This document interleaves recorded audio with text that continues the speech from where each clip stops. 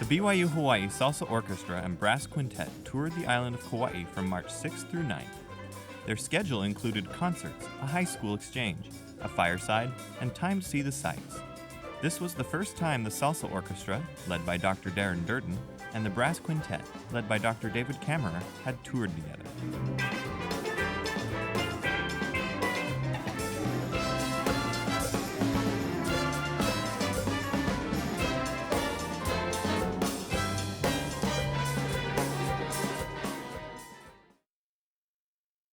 We have a number of music majors in there, which is a little bit of a change from when I had the jazz ensemble. I had less music majors. We have a music major from Korea, she's our piano player. We have several students from Hawaii, a couple from Kauai, and 2 or 3 from Oahu. Having lived in Florida, I was part of a Caribbean association down there and played salsa and Latin jazz. And I fell in love with the music and decided to give that a shot out here. And with our multicultural, student population, I thought it might work well. I like to focus on the music of the, Afro-Caribbean origin, but we still do lots of music from in and around Latin America. We do some music from Trinidad and some music from Brazil that wouldn't necessarily be considered salsa music. Right now we have one Pacific Islander and we have a gentleman from Australia. We also have 2 students from the mainland. There's a member missionary aspect to it, a non-churchy kind of atmosphere for them to invite non-member friends, less active people in the ward. It's great for the youth to see our young adults in that setting. And when we talk about the music that we play, it's not overtly sacred like perhaps a concert choir might do, but still they can feel the spirit from the students. Kauai, also known as the Garden Isle, is the oldest of the Hawaiian Islands. It is known for its abundance of green plants and trees, as well as the beautiful beaches. Kauai boasts beautiful waterfalls, rivers, canyons, caves, and mountain ranges. One of the first stops for the group was a waterfall named Kipu Falls. After a short hike, the students were able to swim in the river and jump off the waterfall, while the truly adventurous dropped into the water from a rope swing. What was it called? Kipu Falls, I think, that we went to. It was pretty awesome place. I like that. Gorgeous. Known as the Grand Canyon of the Pacific, Waimea Canyon is 10 miles long and up to 3,000 feet deep. The canyon was formed by the Waimea River, which starts at the island's central peak, Mount Waialeale, which is among the wettest places on Earth. It's beautiful. It's prettier than anything I've ever seen. I mean, especially this place right here. It's just incredible. The students had the chance to enjoy the many colors of the valley, as well as the grand views of the Pacific Ocean. They also made new friends while eating lunch. There is something this amazing in this world where we live. It actually becomes a spiritual experience that made me closer to Heavenly Father. The short trip didn't provide enough time to enjoy all Kauai has to offer, but the students were not let down by what they did visit. Kauai is awesome. It's the most beautiful island. Since the real point of the trip was to share music and talent with the people of Kauai, not all of the students' time was spent sightseeing. The 2 groups had 4 scheduled performances, the first of which was with the music students at Kapa'a High School, where the director, Catherine Paleka, is a BYU-Hawaii alum. This is my 3rd tour to Kauai since I've been a director here at BYU-Hawaii, and we've gone to Kapa'a High School the last 3 times. We like to help service alumni and bring in a product of artistic excellence to their community and to her high school kids, to get her high school kids excited about music and hopefully instill some excellence and see what an excellent product looks like.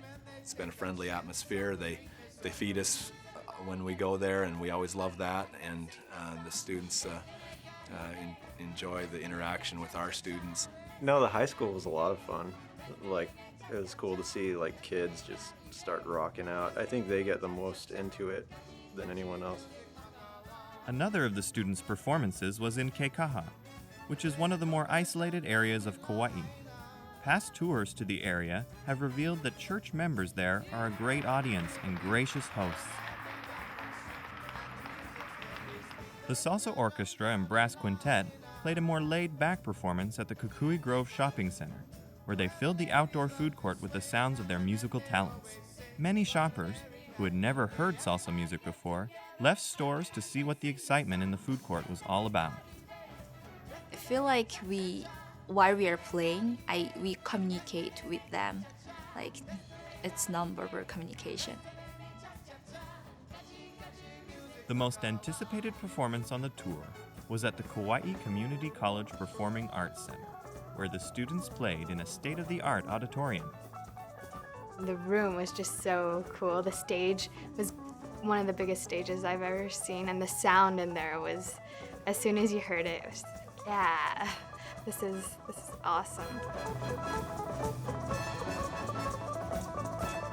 I always like to think when I take a program to the neighbor islands that perhaps we're exposing some of the audience members to a type of music that they're unfamiliar to. I feel disappointed if I don't hear a few audience members say that they're seeing the music that's presented in a new light for the first time. Well, Quintet is an interesting experience because we try to create this bridge between Western culture and Pacific Island culture.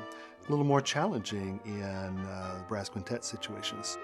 We had a thing on tour called The Drunken Sailor, which was a sea chanty, and we kind of imagined maybe Captain Cook's crew would sing that as he was exploring the Pacific, so make a little connection there.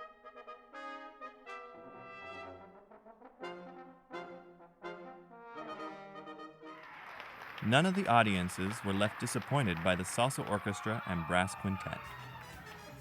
I kind of know a little bit about the Latin music, but tonight was awesome.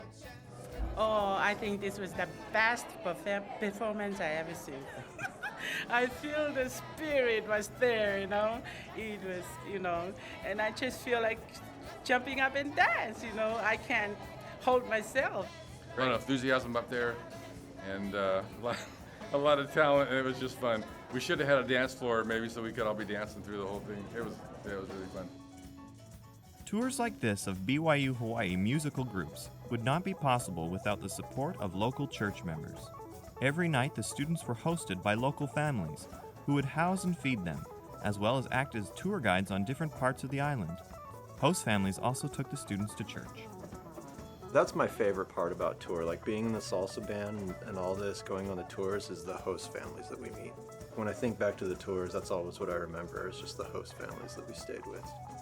That idea of staying with host families has been one of the most rewarding parts of the tour. They express to us they appreciate the sacrifice we're making in coming, and it doesn't feel like a sacrifice to us at all. The great thing about tours like this one are the numerous benefits to all involved, from the host families and performance audiences to the students themselves, who work hard in preparation for the performances. Everyone involved walked away from the tour with good memories and great new friendships.